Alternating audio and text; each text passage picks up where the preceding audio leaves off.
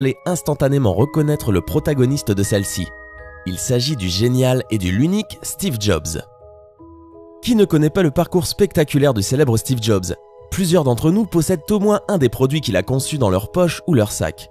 Le fondateur de la société Apple, disparu en 2011, était en effet un visionnaire qui a révolutionné le monde de la technologie et a marqué l'histoire de l'informatique. Tout le monde se dit donc que forcément chez lui, tous les membres de sa famille doivent être férus d'innovation technologique et avoir les tout derniers iPhone ou iPad.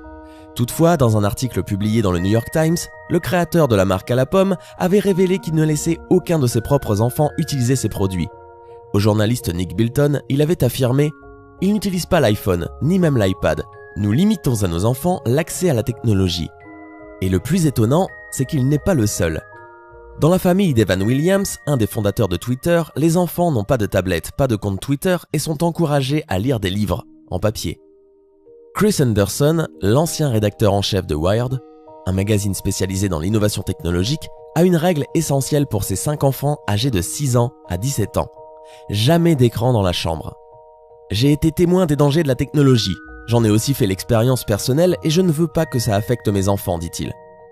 En général, la plupart de ces parents geeks limitent le temps passé sur tablette ou smartphone à environ 30 minutes par jour pendant la semaine, d'autres réservent les tablettes au week-end uniquement.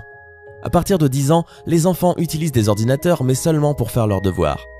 Dans la Silicon Valley, les parents qui passent leur journée à créer des tablettes, applications iPhone et jeux vidéo laissent à peine leurs enfants toucher à un smartphone. Cette méfiance se manifeste aussi dans le choix d'école que font certains de ces parents. De nombreux dirigeants et employés de Google, Yahoo, Apple et eBay envoient leurs enfants dans un établissement Waldorf dont la pédagogie est particulièrement anti-technologique.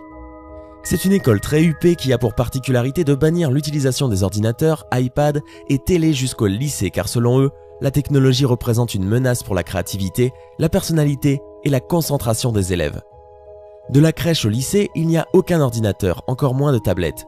À la place, on y trouve des tableaux noirs, des craies, des crayons de couleur et des livres. Les enfants font de la poterie, du tricot et du jardinage. Les 3/4 de ces élèves ont des parents qui travaillent dans les nouvelles technologies. Mais la philosophie pédagogique de l'établissement est que les ordinateurs nuisent à la créativité, à la sociabilité et à la concentration des enfants. Comprenez-vous ces choix pour leurs enfants de la part de Steve Jobs, Evan Williams et de toutes ces pointures des nouvelles technologies? Ou au contraire sont-ils totalement à l'ouest? Laquelle de ces 3 histoires vous a le plus inspiré? Dites-nous ce que vous en pensez en commentaire.